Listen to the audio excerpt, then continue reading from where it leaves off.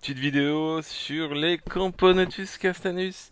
Et oui, elles ont changé de setup. Pareil, l'été leur était fort profitable. Le building était quasiment plein, le petit building. Donc j'ai choisi de les mettre dans un nid de chez Gestion Ants. Donc voilà.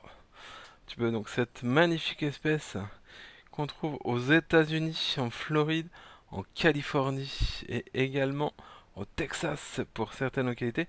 Et celle-ci, elle provient de Martinique.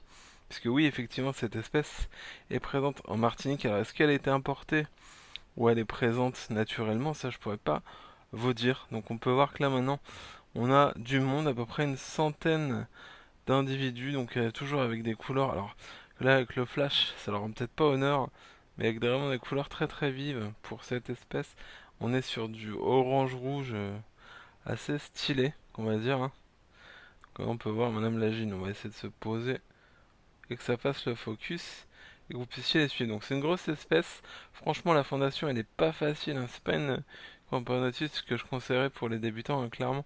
C'est long, c'est délicat. Si ça stresse, ça mange facilement son couvain. Et on a vite perdu, en fait, 3-4 mois, voire on perd de la gine, hein. Alors, du coup, ça évolue bien. On peut voir que j'ai des premiers espèces de médias. Ça fait plaisir, ça a été très long, hein. Vous voyez que là, avant d'avoir des médias, ben, il m'a fallu une centaine d'ouvrières. Comme quoi, ça prend vraiment, vraiment du temps à se développer. Alors, on a une morte dans le nid. Ils ont déménagé il y a 2 jours, hein, donc c'est assez récent. Donc, je vais avoir un peu de perte malheureusement. Ça fait partie du jeu. Hmm. Mais le but, c'est, faut espérer que ça leur plaise bien ce nid-là et que bah, ça s'acclimate bien et que ça se développe bien et qu'on ait de plus en plus des ouvrières. Donc là, vous pouvez voir aussi une espèce de média, on le voit avec la tête, il y en a deux là.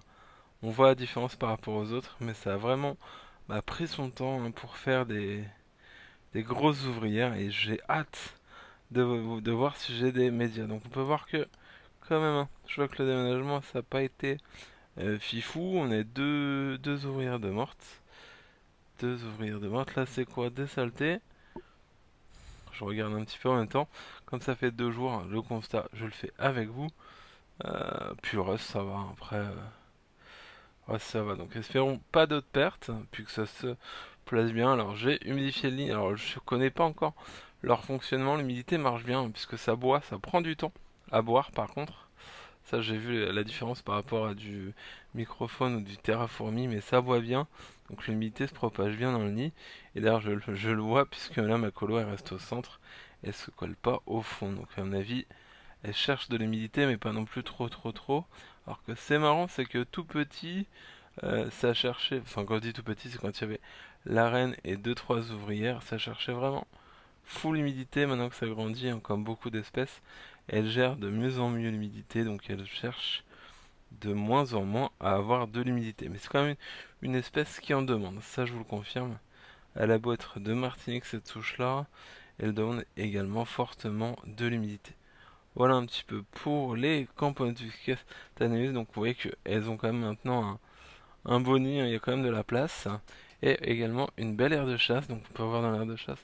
Alors là, hop, une ouvrière qui est en train de se nourrir, mais en même temps, avec la lumière, elle a eu peur. Donc ça reste, ça, c'est assez nerveux, hein, mais là, elle reste encore assez timide. En plus là, elles ont changé de setup, donc elles n'ont pas encore tout à fait pris possession des lieux, puisque ça fait que 2 jours.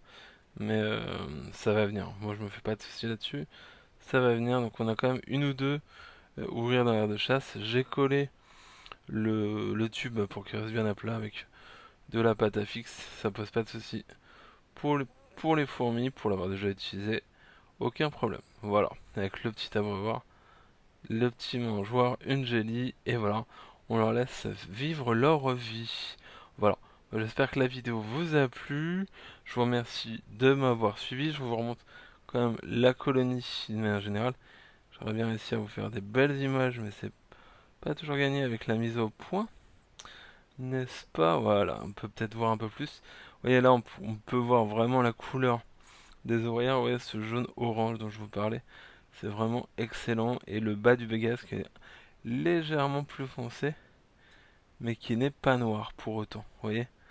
C'est assez rigolo. En tout cas, c'est une espèce que j'aime beaucoup. J'espère pouvoir, j'espère qu'elles vont se plaire et bien se développer chez moi. et qu'on pourra les suivre pendant longtemps.